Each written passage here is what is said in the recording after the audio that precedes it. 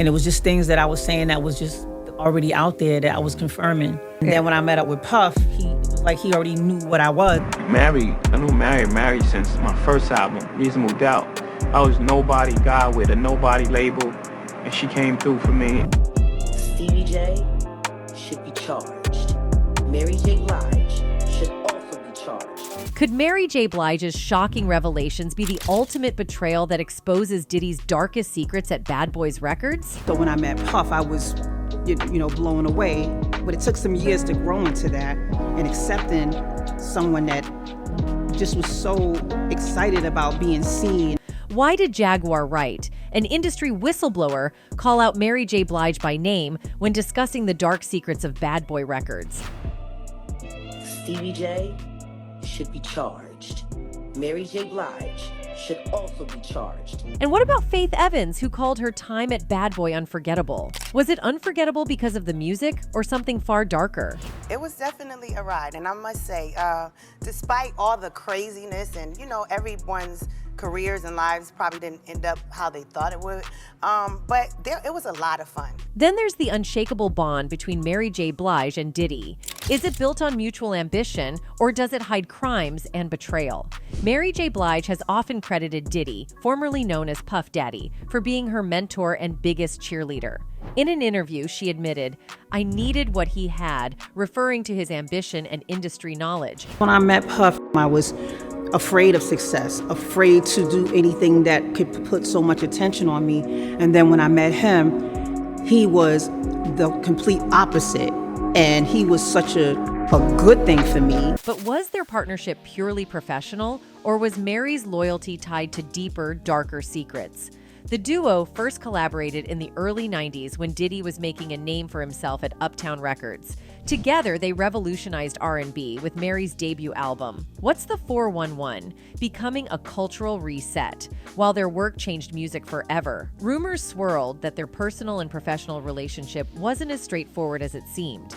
One person who has suspected that their relationship could be more than meets the eye is Jaguar Wright. Wright has made it clear that Mary J. Blige isn't just a passive player in Diddy's empire, but an active participant. In a viral clip, Jaguar named Mary directly, suggesting she knew far more than she let on about the shady dealings at Bad Boy Records. Stevie J should be charged. Mary J. Blige should also be charged.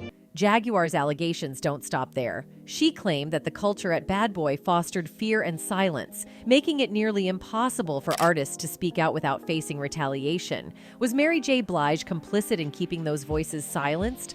Mary J. Blige and Diddy have one of hip-hop and R&B's most dynamic friendships to date. As Blige graced a recent cover of People, the longtime peers mutually reflected on their shared history and heartwarming bond. Mary J. Blige is one of the greatest storytellers in R&B history, the Bad Boy mogul explained. She created a lane for women around the world to speak their truth to power, so nobody deserves this success more than her. When speaking on The Rapper-Producer, the former First Lady of Uptown Records admitted that not only was Diddy a teacher of sorts, but was also her biggest cheerleader. Puff was a huge inspiration for me, Blige reflected. He wanted all of this for me more than I wanted it myself. The two artists first connected in the early 90s when Blige was plucked from Yonkers and became Uptown Records' youngest and first female signee at age 18 under the direction of Andre Harrell, Diddy's mentor. Not only did the Love Records founder consider Blige to be his sister and best friend, he also declared, "She will forever be a pioneer and the queen of hip-hop soul, who remains an unstoppable force that can accomplish anything she sets her mind to." The My Life songbird recalled once being afraid of success and ambition, a fear that Diddy couldn't relate to, but him balancing her out in those areas led her to become the Emmy and Grammy-winning superstar she is today. His ambition pushed me to be ambitious because I didn't know how, because when you come from where I come from, you're scared to be ambitious, you're scared to want more. And so when I met Puff, I was blown away. Anyway, Faith Evans, another iconic Bad Boy artist, has also spoken about her time with Diddy. She described it as a defining moment in her career, filled with unforgettable highs. But what about the lows? From 1994 to 2004, she was a member of Bad Boy. After she left Bad Boy, she started her own record company called Prolific Musical Group and engaged experts to help her establish the label. 2005's First Lady debuted at number 2 on the Billboard 200, one of several highly regarded albums she's released. The incomparable album came out in 2014 and was her most recent. Hey, what's up? It's the First Lady Faith Evans, aka Big 50 from the Bricks, y'all. In 2017, she promoted an album called The King and I, which is widely believed to be a collaborative effort with Biggie. The duo's CD is only 25 tracks long, but it covers the tale of Faith and Biggie's lives together from the day they met until the day he died in 1997. We spent a lot of time, a lot of dollars, just kind of trying to fight, or not even fight for justice, pretty much, and hoping that the authorities would bring someone. But did she have a boyfriend after Biggie? She did. She settled down with Russell, and the couple now have 2 kids. Evans was taken into custody on accusations of drunk driving in August of 2010. Evans and Russell divorced later that year in 2011. Her drug possession case was dropped after the couple agreed to enter a 13-week drug treatment program. Music lover Major Relaford was shocked to hear R&B recording artist Faith Evans faces drug charges. She's a positive artist, and I wouldn't know that thing like that. And there is always a shady side to every story. According to some fans and resources, it was Diddy who actually controlled Evans and made her involved in substances. As one of the fans wrote, "Look at how many PPL has died around Diddy. His ex-wife's death is suspicious too. He has had to do some bad things to get and stay at the level he's at. He has always been whack, but thinking he's something special." And another one commented, "I seriously don't believe Faith Evans had anything to do with Biggie's unalivement, but I think she has a clue of who did it, and maybe she's being quiet about it for her safety and for her children's safety as well." Fans might have taken a clue from many theories that Diddy has previously been involved in controlling and doing some obscene activities with younger artists. But when Diddy was being connected to Biggie's death, Faith came forward to take Diddy's side. She said, "What I know is that Puff would never have Big unalived, would never be involved in unalivying one of his best friends. That's outside of him being his artist. You know what I'm saying?" She went on to say that their connection was one of a kind, and that even she herself had never had such close contact with the New York business and rap magnate as Big had. She came to the conclusion that despite the numerous connections and plausible explanations that lead to Diddy being the unaliver, there is absolutely no way that anyone could even remotely piece the mystery of Big's untimely demise together with that plot. "I know without a doubt that if that's the case, then we would have sued Puff a long time ago if we felt that way," she said. "You don't think they tried to get us to do that?" Now, one thing that Mary's friendship with Diddy did not reflect was how Bad Boy Records was infamous for its controversies, from financial disputes to allegations of mistreatment. But the most shocking claims involve criminal activities allegedly orchestrated by Diddy himself. From rumors of money laundering to connections with violent incidents, the label's history is riddled with scandal. Mary J. Blige's role in all this remains unclear. However, insiders have suggested that her unwavering loyalty to Diddy wasn't just about gratitude, but about self-preservation. Did Mary help Diddy cover up crimes to protect her own career? And if so, how deep does her involvement go? Beyond Diddy, the label's star-studded roster, including the Notorious B.I.G, Craig Mack, Faith Evans, Mace, and the LOX, reveals a pattern of artists caught in a web of manipulation, betrayal, and tragedy. While Mary J. Blige may not have been signed to Bad Boy Records herself, her close ties to Diddy and this collective cannot be ignored. The Notorious B.I.G is perhaps the most iconic artist tied to Bad Boy Records. You see, the tragic event that truly shook Bad Boy's destiny was Biggie's fall and demise. His death was so sudden and unexpected that many believe it marked the beginning of Bad Boy's misfortune. Diddy's former bodyguard even mentioned how Biggie's death extended to losing money from one of his contracts. That's how I knew that he might have been cash flow broke, because he had to be out there doing Puff album to get that money. Not only that, he also claimed that Biggie actually hated Diddy. Well, Diddy and Biggie weren't as close as the Bad Boy owner made it seem in public, and Biggie somehow knew that Diddy had used him to benefit financially as he saw how Craig was kicked out. Big used to always clown him. You understand? But Big needed him just as much as he needed Big. Biggie also claimed he wasn't leaving Diddy despite knowing his true face, because he wanted to get his publishing rights back from the Bad Boy mogul. But Big had to play the game because Big wanted to get his publishing back and his marketing that he had sold out to Puff.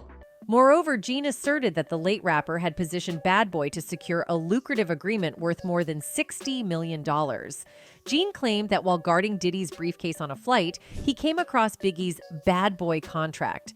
It detailed huge sums of money earned and increases of $250,000, but Puff was able to keep his publishing royalties. When he inquired about Biggie's new deal, the rapper allegedly boasted about the millions he stood to earn thanks to the arrangement. He had a contract, and what happened was when me and Puff rode on the plane coming back down there, Puff gave me his briefcase. And after this, when he was on the tour for the promotion of his second album, he was notoriously unalived. Until now, very little is known about his unalivement. Biggie was attending the party with Diddy, and when they were leaving, they both went in different cars. Diddy was in the front car, and Biggie was behind him. Suddenly, his car stopped, and that's when one of his guards from behind started shooting him. Biggie was shot 4 times. But Gene Deal has stated that the Notorious B.I.G. unaliver did not unalive him in a drive-by shooting, but rather waited for him all night. I don't give a Pac gotta die, Big gotta die, or Suge Knight go to jail. Something's gotta change. According to the FBI report, Wallace was a passenger in a Chevrolet Suburban when a Chevy SS Impala drove up to them at a red light, and the driver opened fire. Wallace had just left a party at the Peterson Automotive Museum, and after him, Diddy also left the party all drunk and wasted. As Diddy was drunk, he couldn't drive the car, and Deal drove the car that night. What is more shocking here is that Deal himself claimed to the FBI that at the time of the incident, his and Diddy's car was behind Biggie's car. It's a setup. They were setting that boy up, man. Do you understand what I'm saying? Craig Mack was another early Bad Boy success.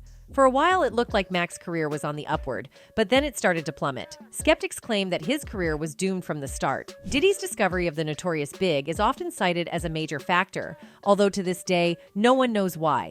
Because of that, he made an attempt on Craig's life. No cash, no record. I'm not gonna be sitting here going in the studio all night, every night, busting and I ain't seeing nothing from it. Craig Mack's physical appearance was also problematic, as he had always been the target of ugly jokes in hip-hop media. Mack couldn't take the insult any longer. Even people of his own race were criticizing him. And you can thank Diddy for it. This is because Craig was successful in unaliving Biggie's career, and Diddy never showed up there to defend him, as it seems he never liked him. Puff didn't like him for whatever reason he didn't. He told Craig, yo, if you don't fire your manager, nigga, you can't work for Bad Boy. And the cherry on top, Biggie also never liked working with Mack. Is Craig on the album? Matt? Yeah. Nah. You can't curse? Yeah, you can curse. Despite the fact that Biggie and Craig Mack never officially disclosed the specific reasons why they didn't get along, there was a great deal of speculation as to why that was the case. Craig Mack and Biggie Smalls are from 2 different type of eras. However, Mack was also hesitant to fully accept Diddy's vision for economically viable rap, which is an important consideration here. Mack did not approve of Diddy's immoral gay parties, excessive drinking, or attempts to exert power over the artists. Mack's collapse can be traced back to his decision to oppose Diddy. He was at a loss for what to do, so he departed Bad Boy Records, and he said someone was actively trying to eliminate him. He said, "I caught a couple of threats, a couple of passers-by in the streets." And after this, Craig never appeared on TV. But after some time, it was revealed that he had been practicing his religion. He decided to reappear in public through a video released by the Overcomer Ministry, a secretive Christian group in South Carolina that has been labeled a cult by former members. Here, you can see Craig Mack in action at the ministry. My name is Craig Mack. And what did you used to do when you was in the world? Wickedness. Oh, okay. And what are you doing now? Righteousness. Whoa! After watching this video, people around him saw a huge positive change in his body language. He seemed to be happy and filled with energy, as he was no more a part of the curse. But after these strange occurrences, people started talking about the Bad Boy curse, in which they discussed the reasons for leaving the band of every Bad Boy record artist. We don't want talented as a bad boy. But in one of his recent interviews, Craig revealed something very shocking. I had a gun in my lap. And I'm sitting there and I'm talking to God. I'm like, Lord, I don't want to do this. However, for some reason, he did not, as Max's medical condition deteriorated with each passing year, which ultimately led to his passing. Craig Mack passed away on March 12, 2018, in a hospital close to his home in Walterboro, South Carolina, and the cause of death was heart failure. And then we have Mase. It was anticipated that Mase would become a major star, not only in the R&B industry, but also in the rap world as a whole. Call me mañana, whatever you need, girlfriend, I got the whole enchilada. Become a pastor, considering he had dominated the charts from 1996 to 1999. A raging dispute was stoked by the rumors surrounding Mase's unexpected exit from the bad guys. How is it that a 19-year-old rapper can wake up one day and declare, you know what? I want to get out of this ish and become a minister? The reason why I decided to start rapping, I just wanted to better my life. I wanted to do something better for my life. Not all the time money is the best thing for your life. In 1999, Mase, whose real name is Mason Betha, announced that he was leaving Bad Boy Entertainment and forming Sane Ministries. The acronym stands for Saving a Nation Endangered. And according to him, after having a profound experience with God, he began to refer to himself as Minister Mase. He also claimed he was leading people, friends, kids, and others down a path to hell, stating that he left to find God in his heart and follow him.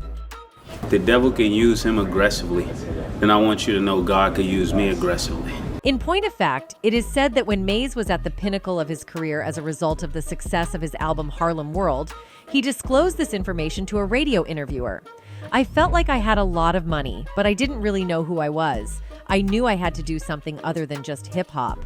But there are others who are unsure as to why Mase left. Diddy does not allow someone to easily claim a position as a bad guy insider and get out of their contract. He had Mase signed to a deal for a significant amount of time. But Mase still managed to come back after 5 years without getting any royalties with his album Welcome Back under the Bad Boys label. However, he then expressed a desire to leave once more and even managed to sneak his way into an interview with Puffy, during which he requested that he be released from the contract. Hey, but son, then I come back. That's what it is, guys. You said that's it. What you gotta have something to talk about? You got nothing to talk about right now. Got something to talk about. No, this is freedom pay. Then, in 2016, he made his return during a Bad Boy Records tour and immediately began criticizing his ex-boss. After that, he went live on Instagram to explain the circumstances around the incident. When I see the hurt and the pains of other people on Bad Boy, that motivates me to say something so I don't be deemed as a person. Things never seemed to settle down between them, as again, Mase started criticizing Diddy even though he gave a heartwarming speech at Grammys.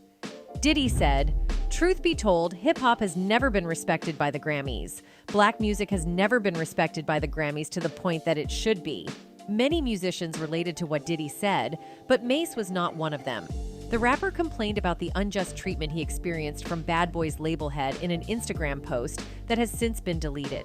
Your past business practices knowingly has continued purposely starved your artist and been extremely unfair to the very same artist that helped you obtain that Icon Award on the iconic Bad Boy label.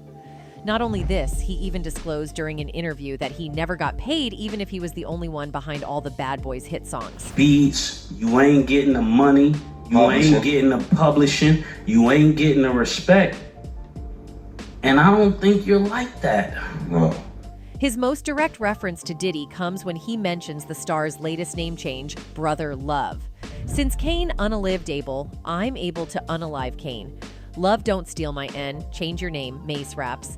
And people started to speculate that this rap was directed toward Diddy, unaliving Notorious B.I.G for financial gain. Moving on, we have the Locks. They were signed by Diddy after Mary J. Blige heard their demo tape and recommended them. After appearing on Diddy's smash hit, It's All About the Benjamins, they shot to stardom. Who knew, like, you kind of never know, like, it's gonna be, what song is gonna be extra crazy. So, you know, and we spit and this took place, but, you know, I fought it for a minute. I did it. I did my verse that night. The group was dissatisfied with the path Diddy was on with Bad Boy after their 1998 album Money, Power, and Respect and its singles failed to chart. After Biggie's death, Diddy moved away from hardcore street music in favor of a more mainstream sound to placate the masses and guarantee radio success, prompting the LOX to hunt for a new record company that better suited their sound. He was one of them dudes that would just say crazy stuff anyway, all the time, on a daily basis. he drunk 40 ounces, so. Because of this, they started being featured on a number of tunes released by Rough Riders, which is a label connected to fellow Yonkers native DMX. X was already a star in Yonkers in our eyes, maybe 7 to 10 years before he ever dropped the album. But Diddy wouldn't allow them out of their contract, so the group started a campaign called Free the LOX to demand that they be released from their obligations. It worked sufficiently for what we needed it to do, but looking back, that was all on us, like, you know what I mean? Additionally, in 1999, they appeared at the Hot 97 Summer Jam performance wearing t-shirts that proclaimed, "Let the Locks Go." After events came to a head and Diddy was hit with a chair, he decided to finally cut relations with the LOX. And he and his band promptly signed a contract with Rough Riders, where they remained for more than a decade. Probably after the argument with Diddy, when Styles threw the chair at Puff. You know what I mean? I ain't sure, but that was probably the last. The real conflict began when the LOX asked Diddy to help them become published so they could split their earnings. They said that Diddy owned 50% of the publishing company. According to All Hip Hop, Diddy said that he owned 20% of the LOX and made $400,000 off them. A representative for the band later shot down Diddy's assertion with court documents. The band revealed, "Imagine working for years and years, hard work, and somebody that has nothing to do with that is getting the bulk of it. You'd be totally, utterly frustrated. And you're trying to get around it for years and you call about it with lawyers, but people are too powerful." Eventually, Diddy called the radio show from his Manhattan office to counter the claims. Businessmen, we all mature adults say all that right there. I'm at my office. Y'all can sit on this interview with her and talk as long as y'all want to talk about it, or you can take the invitation I gave you before. And Jadakiss were not the ones who could sit back silently. They went off with a stronger reply. They said, "Once we decided to go against Diddy, he had the power to block us from ever putting a song out ever again. We didn't have no leverage, really, besides the street. We had mixtapes, we had people behind us who thought we would be great artists in the future. If we're gonna do it, let's do it. But just know, it could go all the way bad." The Locks were eventually released from their deal with Bad Boy after their management company, Rough Riders, paid Sean Combs $2 million to buy them out of the agreement. Additionally, the royalties from Jadakiss's debut solo project, titled Kiss the Game Goodbye, were given to Combs. The New York City rapper from Yonkers also admitted that Combs wasn't being difficult throughout the buyout negotiations and that he could have made the situation much worse for himself. They said, "Shout out to Diddy also because he could have played much harder ball than he played. But the public felt something weird during this and came forward to show sympathies to the LOX." One person wrote, "The Lock situation broke my heart. You can hear the pain in their voices. They bought themselves out of the label, but Diddy still profits if they make music. Wow. Thank you for breaking down the timeline. Never knew the full story." In any case, from Biggie's mysterious death to Mace's financial disputes and the LAX's fight for freedom, the legacy of Bad Boy Records is filled with unanswered questions. Did Mary help Diddy cover up crimes to protect her own career? Mary J. Blige has built a legacy as the queen of hip-hop soul, but her ties to Diddy and the controversies at Bad Boy Records have cast a shadow over her career. Did her loyalty to Diddy make her complicit in his alleged crimes, or is she a victim of circumstance? One thing's for sure, the story of Mary J. Blige and Bad Boy Records is far from over. Anyway, that's it for this video, folks. Bye.